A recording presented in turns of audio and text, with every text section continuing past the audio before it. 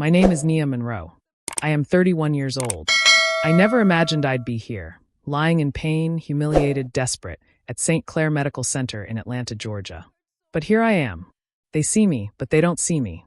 It began when I walked into the ER with stabbing abdominal pain, 8 months pregnant. Each step felt like fire. I held my belly, praying the baby inside was okay. The reception desk barely looked up. "Please fill these forms," the clerk said, sliding a clipboard across the counter. I stifled a gasp. I had already given this information over the phone. "Standard procedure," she insisted.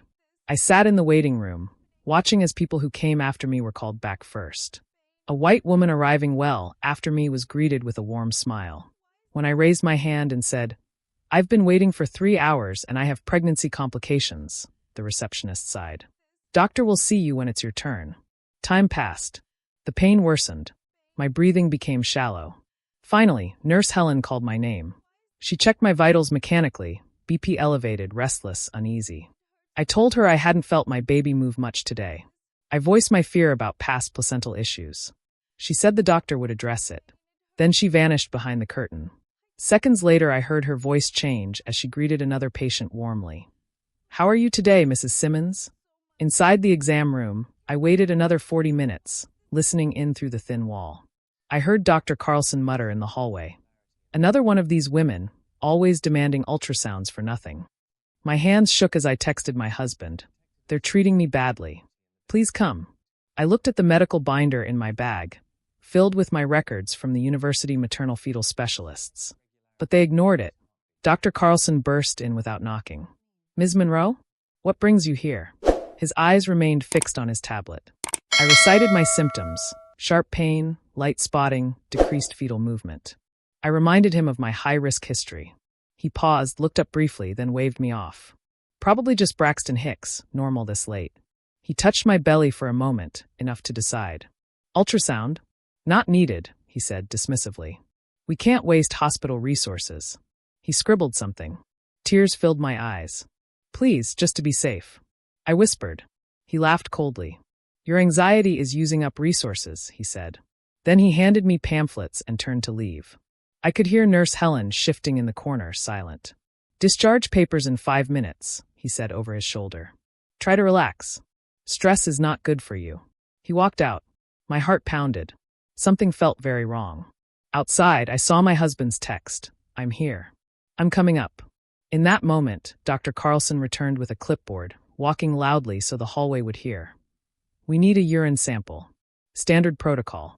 He placed a cup on the counter with a sharp sound. I looked at him, trembling. "Why a urine test?" "For what?" I asked. He glanced at transient staff nearby. "To rule out substance use," he said casually. The words hit me like a blow. I refused. "I won't sign this," I said, voice quavering. He threatened.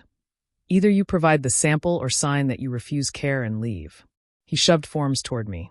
"Sign here, initial here." He raised his voice so others would hear.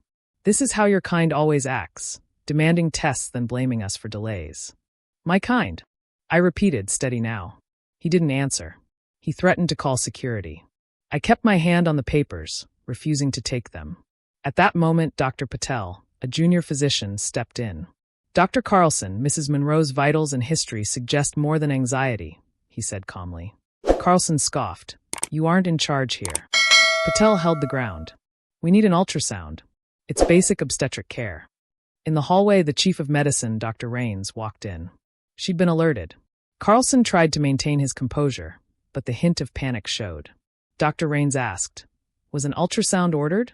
"Our lab's pending." Carlson stuttered. She held up my chart, reading aloud my history with placental complications. "Your refusal to order diagnostics is unacceptable," she declared. "Proceed immediately."